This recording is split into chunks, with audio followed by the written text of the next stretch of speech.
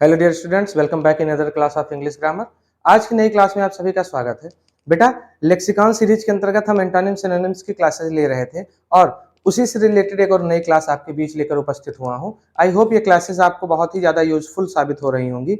विगत वर्षों में पेपर में पूछे गए जितने भी शब्द हैं, मेरा टारगेट है वो पेपर कोई भी हो, चाहे एसएससी का हो चाहे एनडीए का हो, जितने भी एग्जामिनेशन जिसमें अंग्रेजी भाषा पूछी जाती है उसमें आए हुए हर एंटोनिम और सिनोनिम्स से रिलेटेड वर्ड्स को मैं शॉर्ट लिस्टेड कर रहा हूं और उस पर नियमित क्लासेस आपकी चल रही हैं। आई होप ये क्लासेस आपको यूजफुल लग रही होंगी।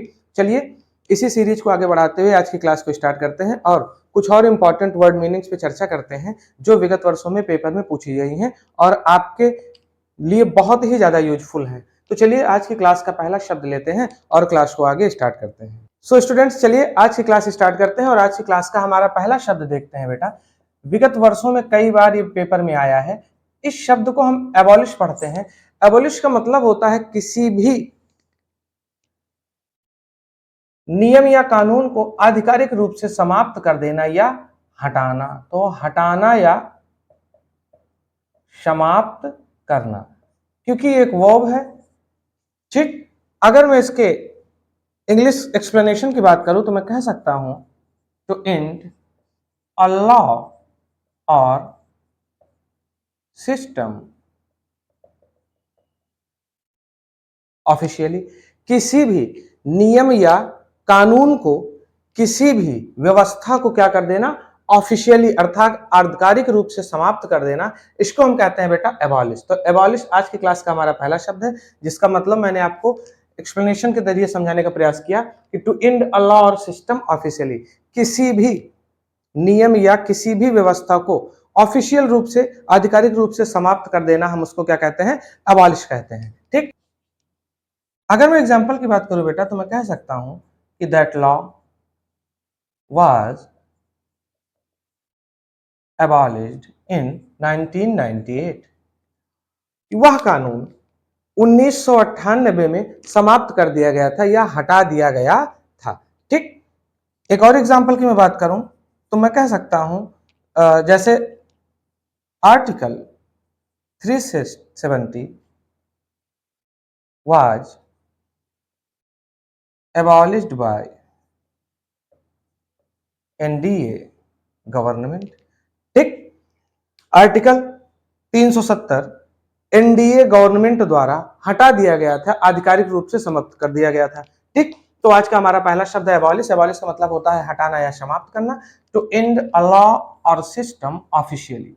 ठीक, आधिकारिक रूप से किसी भी नियम या व्यवस्था को समाप्त कर देना। तो आई होप ये शब्द आपको समझ में आ गया होगा। चलिए हम इसके एंटोनिम्स और सिनोनिम्स की एक लिस्ट बनाते हैं और उन शब्दों को नोट करते हैं और याद करने का प्रयास करते हैं। तो मैं इसे रफ कर रहा हूं और एंटोनिम और सिनोनिम्स को देखते हैं और नोट करते हैं।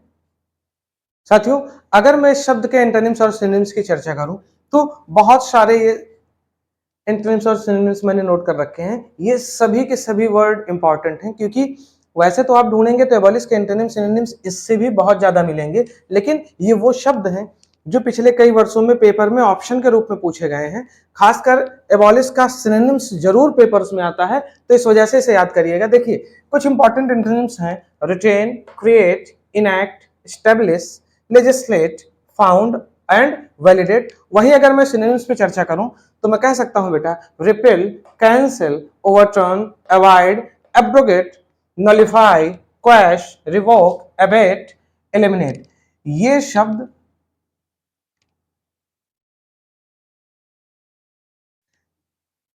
बहुत ही इंपॉर्टेंट शब्द हैं, इन पे विशेष रूप से ध्यान दीजिएगा। निश्चित रूप से ये पेपर में आपको देखने को मिलेंगे। तो आई होप आज की क्लास का पहला शब्द एबॉलिश, जिसका मतलब होता है किसी भी नियम या कानून को ऑफिशियली समाप्त कर देना, हटाना या समाप्त करना। ठीक, उसकी मीनिंग एक दो एग्जाम्पल के द्वारा मैंने समझाने का प्रयास किया और ढेर सारे एंटोनिम्स सिनोनिम्स मैंने आपको नोट करा दिए। अब आपका काम है इन्हें नोट करके रखना और याद करना। ठीक, चलिए मैं इसे रफ करता हूं और आज की क्लास के हमारे दूसरे शब्द पे हम चर्चा करेंगे।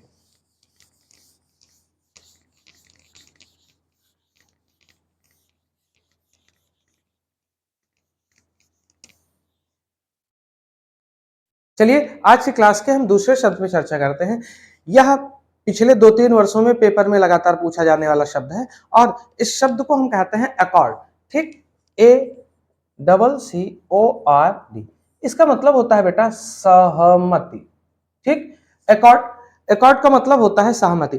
अब ये नाउन और वर्ब दोनों तरीके से बेटा काम करता है। अगर मैं इसको नाउन की तरह बताने का प्रयास करूं तो खासकर जब दो देशों के बीच में किसी बात को लेकर सहमति होती है तो उसके लिए प्रयुक्त होने वाला शब्द है अकॉर्ड। ठीक, तो अकॉर्ड का मतलब होता है कि एक तरीके से मैं कहना चाहूं तो एन एग्रीमेंट,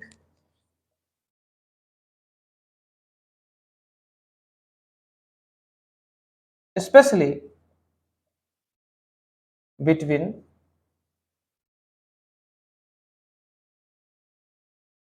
countries। ठीक, an agreement specially between countries.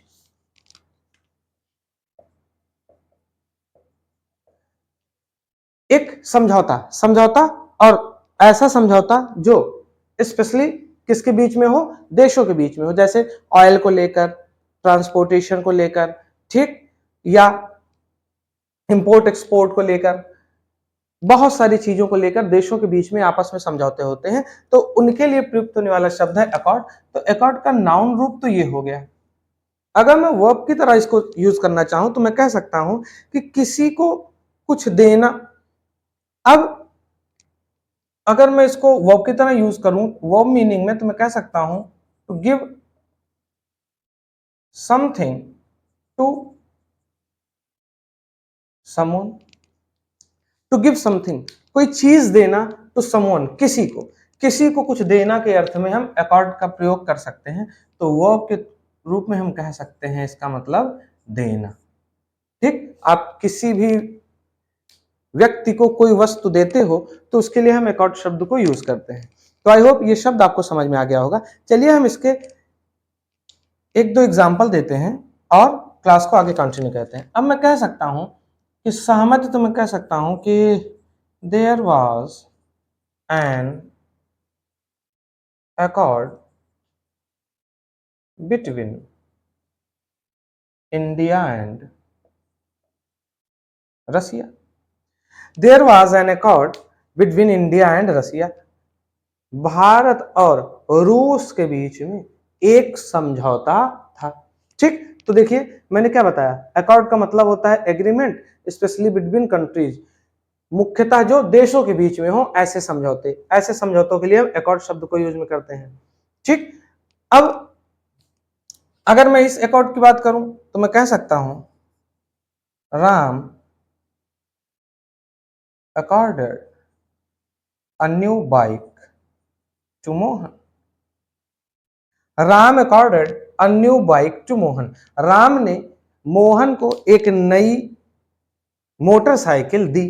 तो किसी भी व्यक्ति को कुछ भी देने के अर्थ में हम अकॉर्ड शब्द को यूज में लाते हैं। तो अकॉर्ड जिसका मतलब होता है सहमति, नाउन के रूप में और वर्ब के रूप में देना। आई होप ये शब्द आपको समझ में आ गया होगा, आपने इसको कायदे से समझा होगा और एग्जाम्पल्स को नोट कर लिया होगा। बहुत सारे एग्जाम्पल्स आप खुद से बनाइए और प्रैक्टिस करा करिए। मैं इसे रफ कर रहा हूं और मैं इस शब्द के इंपॉर्टेंट एंटोनिम्स और सिनोनिम्स पे चर्चा करूंगा जो विगत वर्षों में पेपर में पूछे गए हैं।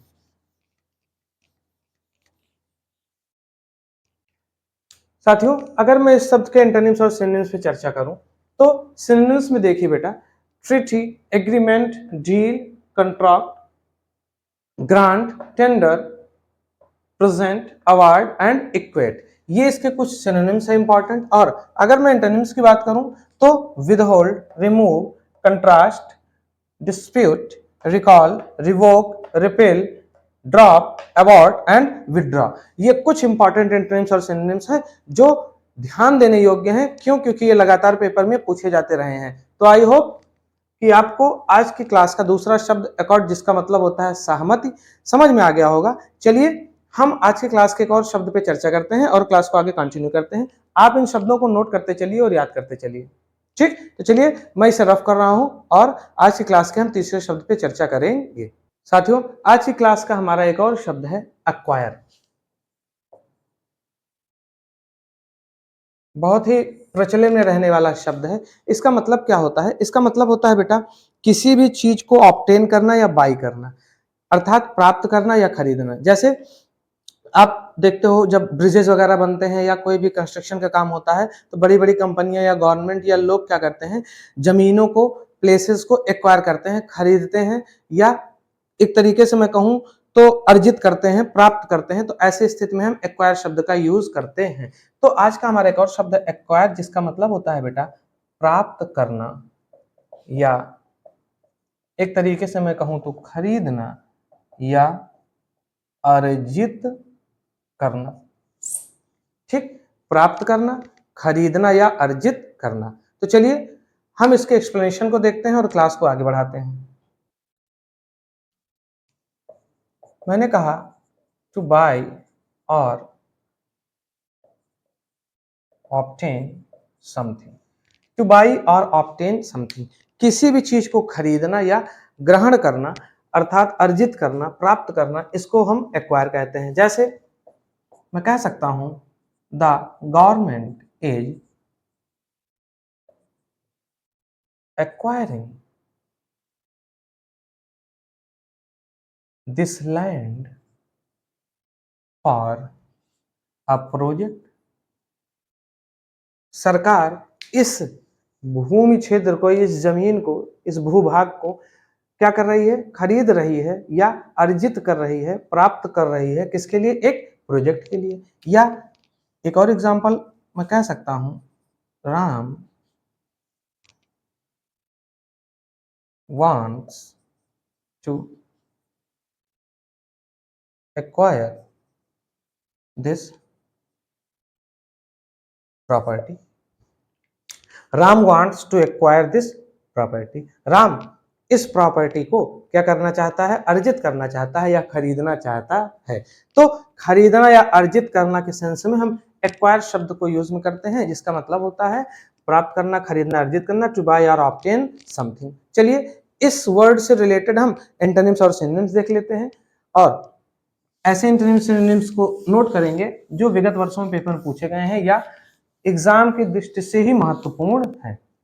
साथियों, इस इंपॉर्टेंट शब्द का कुछ प्रमुख सिनोनिम्स मैंने नोट कर रखा है, उस पर ध्यान दीजिए। Obtain, buy, gain, purchase, achieve, secure and procure.